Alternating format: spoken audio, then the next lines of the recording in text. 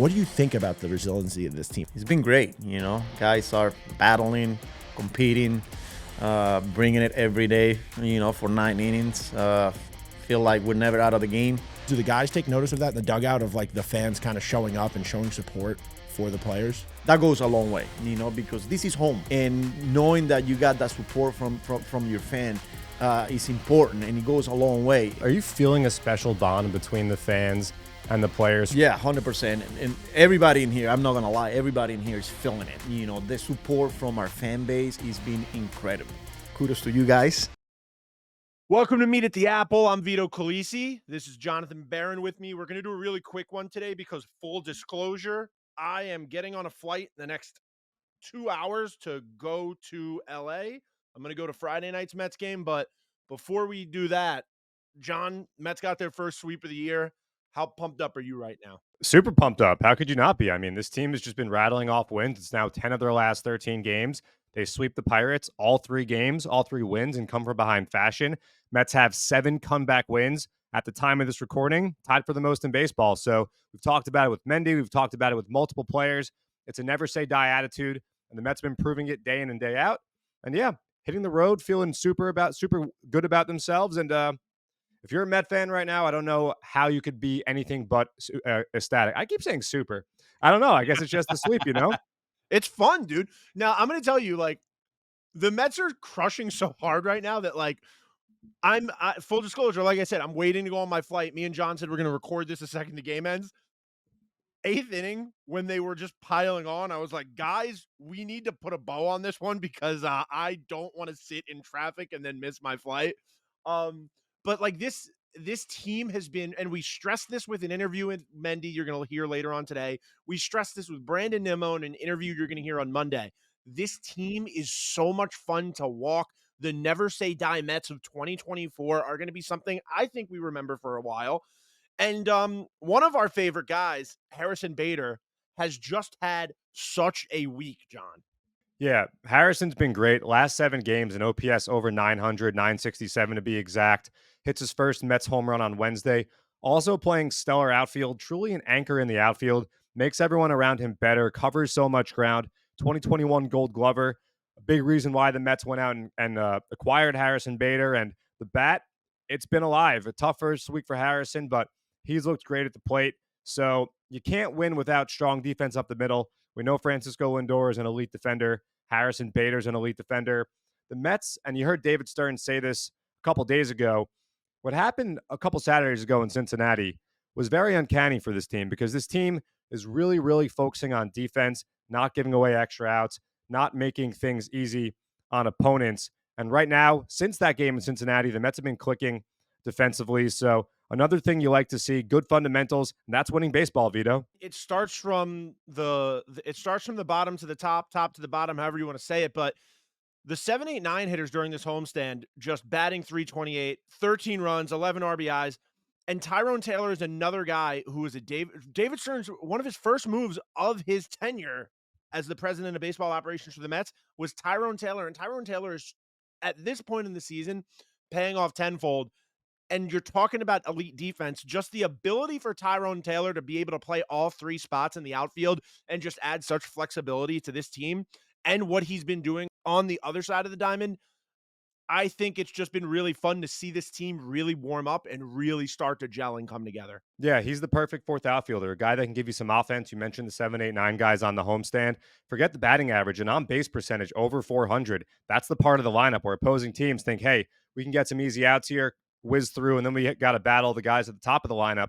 But no, that's not the case. We talked to Brandon Nimmo yesterday. He talked about how this team just simply does not give away at-bats. And the 7, 8, 9 guys in this lineup, especially recently, have embodied that. And the other thing about Tyrone Taylor that's great, like you said, he could play all outfield positions.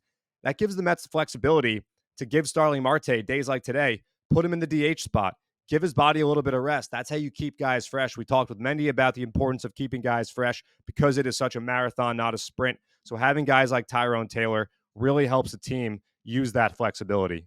And having guys like Reed Garrett, who's just become like a superstar for us overnight.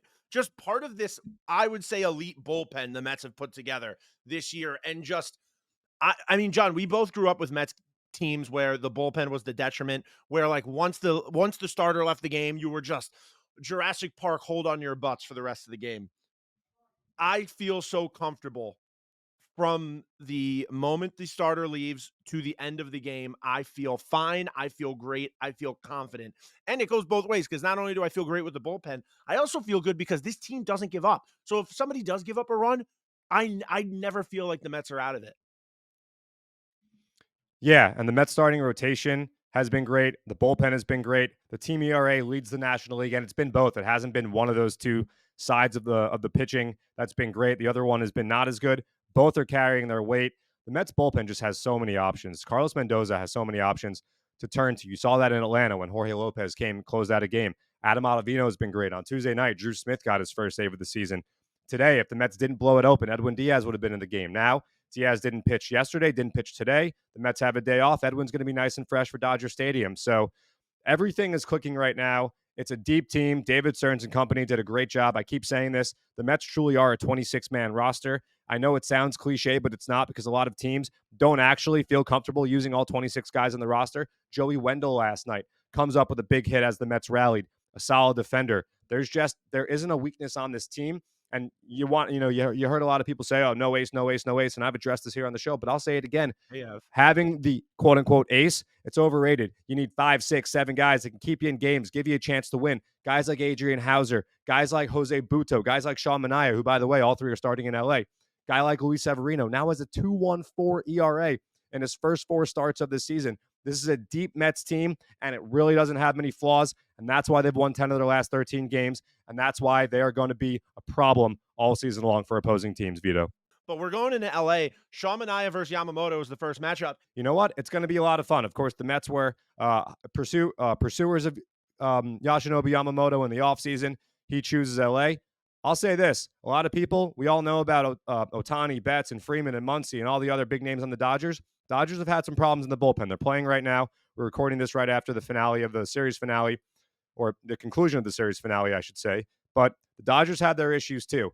So, it's a good litmus test for the Mets, who still have not played a single team with a record under 500.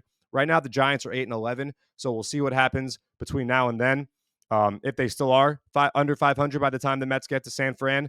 But if not, that would be the first time the Mets do catch a team under 500. But it's going to be exciting to see the Mets at Dodger Stadium. You'll be there. You're taking in a drone show, so you have to do some scouting. Let me know how that looks. And really excited to see the Mets go toe to toe with one of the better teams in the National League. That's for sure. And just keep it rolling. Just keep it going. The vibes are immaculate right now. The Mets are back, dude. I can't wait to see. I've never seen Dodger Stadium Should have named the podcast that. Very excited because what I've heard from people is Dodger Stadium is the most like Shea, because they were built at the same time. And like growing up at Shea, like I'm looking forward to getting any sort of that feeling back. Although I do know Dodger Stadium has been kept in way better condition than Shea was over the years. Yeah, no weather. Yeah. I got a question for you about the Citi Field lights, John. Okay. So we saw the first real moment where the Mets did a light show when there was an opposing pitching change, and Jose Hernandez came out, and we did the light taunt, correct? Yeah, so I forget who it was that left the game, but we did a little stand clear of the closing doors, please, and we did the lights, and Jose Hernandez came in, and before he threw a pitch, he balked. Wait. I was going to say, so when he's coming in, the light show starts, and one thing I'm thinking to myself is, I wonder if this does affect pitchers, because like Edwin Diaz's light show is also like the lights are flashing. It's this big moment. And if you're a top tier athlete, are you able to kind of channel anything into like pumping yourself up? So I was sitting there. I was like, man, I wonder if this like pumps a guy up on the other team or if it gets to him. And then he comes out, balks in a run. And you know what I think to myself? Maybe the lights do make a difference. Yeah, I don't know. I think everyone's different. And I think that, based on the situation, that's probably a factor. It was Luis Ortiz who left the game, by the way. So I can't answer. All I know is that the lights are awesome. The chases and Edwin D. What was that? Do you have an opinion though? Like, what do you like? Not a factual. We're just talking like straight just takes. Like, do you think there's a factor that does affect it? No, I think coming in the game in a very high leverage situation where your team is on the verge of blowing another lead after blowing a 3-run lead the day before, That's probably a bigger factor in the situation there. I think he just flinched. He brought his hands to the set and just flinched, and the umpires caught it. The lights are pretty commonplace now in baseball, so They are. Yeah. I think guys are pretty used to seeing them. But I think it's more that opposing teams know that the Mets are going to give you a tough at bat, and the Mets are not going to lay down, and the Mets just continue to put guys on and drive runs in and make productive outs and so on and so forth. So, it's becoming a tough lineup to navigate. It really is, and that goes back to the 7, 8, 9 guys being so productive. You had me go both ways because I came in and I started when I saw it, I was like, I don't think the lights do anything. And then the lights happened, and then I was like, maybe the lights do something. And John, you grounded me. And I feel like that's a big part of this podcast is being grounded. Well, I hope your plane isn't grounded, and the Mets plane is not going to be grounded. They're about to go take off for LA. You're about to go take off for LA. Before the Mets plane takes off for LA, we were lucky enough to catch up with manager Carlos Mendoza, as we have done in the past. Carlos gave us some time, gave us his thoughts on what's happened recently, and a little look ahead against the Dodgers. So, Vito, I think it's time to toss to the Carlos Mendoza interview. What do you say? Wait, before we go to that, just want to mention Monday's episode, we will have an interview with Brandon Nimmo. Very excited for that to go out. Had an amazing conversation, a pretty long conversation with Brandon Nimmo, one of our longest. Yeah. That's coming out Monday, but the Mendy one coming out right now. Stay tuned, enjoy. Make sure to listen, subscribe, Apple Podcast, Spotify, wherever you get your shows. And here it is, us with the skipper in his office. Hey, we're back in Carlos Mendoza's office. It's Meet at the Apple. I'm Vito Calisi. That's Jonathan Barron. That's Carlos Mendoza.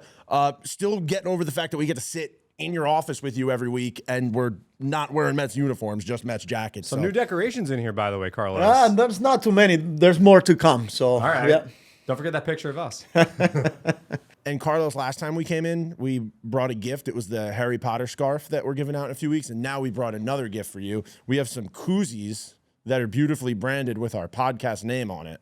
That's nice. Share with You your like friends, koozies? Carlos. Yeah, we just figured like those are a nice gift. Like, do There you go. you like to keep your drinks at a nice temperature? Sure. Yeah. Thank you. That's pretty cool. We've just been having a fun time watching the Mets the last week. Let's all just be honest. It's been such a great time, and the resilience of this team. They're tied for second for most comebacks in Major League Baseball. What do you think about the resiliency of this team and how it's just the atmosphere is out of this world? Yeah, he's been great. Guys are battling, competing, bringing it every day. For 9 innings. Feel like we're never out of the game. But it starts with our preparation and things like that. Credit to the coaching staff and obviously the players who, at the end of the day, are the one performing, right? But it's been great, man. Got down a couple of times, big, and there was no panic. Continue to have good at bats. Credit to the bullpen. They continue to give us a chance to stay in games, and it's fun to see it right now. Speaking of the bullpen, did you know that there is not a pitcher in this league with a higher strikeout rate than Reed Garrett? He has struck out more than half the batters he's faced. What has helped Reed be so successful and a workhorse for you? 3 outings, multiple innings pitched. What have you seen? What have you seen from Reed? Yeah, he's been great. Not only he's getting results, but the versatility, him providing length out of the bullpen. This is a guy that you could shoot him for a high leverage inning, but you could do it for multiple innings, and that's been the case. But it's been electric. Stuff's plays. You're talking about the fastball, the split, the slider, somebody that can get lefties and righties, and especially those middle innings. But like I said, towards the end, if you need it, it's always good to have a guy like that. But overall, our bullpen, everybody from top to bottom, they've been great, and that's one of the reasons why we've been able to come back and get a W in these late innings. It's because of not only the starters, but the bullpen is giving us the chance to stay in games. And speaking of the bullpen, you guys were challenged. You had a lot of rainouts. You played a doubleheader on April 4th, and then you played straight through. You did have a rainout in Atlanta, so you guys had a chance to rest the bullpen. But still, it's got to be a challenge for you to manage the bullpen. It's still only April. Keep everybody fresh, not burn anybody out this early in the season. So what has that challenge been like for you, trying to win games, but also being mindful of not over-exhausting guys this early? Yeah, that's the key, especially where we at on the schedule. At the beginning of this stretch when we got that doubleheader, and then knowing that you were playing so many games without an off day, we were just having those conversations every day how we were going to piece it together. From the starting rotation, bullpen, giving guys off days, trying to stay away from guys going more, multiple innings or back to backs and things like that. But I'll give credit to Hef, Rosie, Cheryl's with the catchers, being on the same page, and like you said, that rained out in Atlanta helped a little bit, but yeah, it was guys are up to it, they embrace it, not only the pitching side, the position players as well, and it's good to see how good results as of late. Now, speaking of the position players, Francisco Lindor, there was a movement on Twitter of fans saying we were going to give him a standing ovation in his first at-bat back. Do you take notice of things? Do the guys take notice of that in the dugout, of like the fans kind of showing up and showing support for the players? 100%. We feel it. We felt it that day. As soon as Lindor walked up to the plate and he's getting a standing ovation, what a great feeling. Not only for Lindor, but for the whole team. Like in the dugout, you could feel it. And every at bat after that, it was pretty much a standing ovation, and that goes a long way, because this is home, and knowing that you got that support from your fan is important, and it goes a long way. And players, coaches, all of us will feed off that. We're here to win ball games, to put a great show for our fans, but when players are struggling or when the team is not playing so good, it's always important to know that, hey, we got our, they got our backs, yeah, it was a special. It was a special, and I think we're seeing it trickle down, these past 5 games here at home.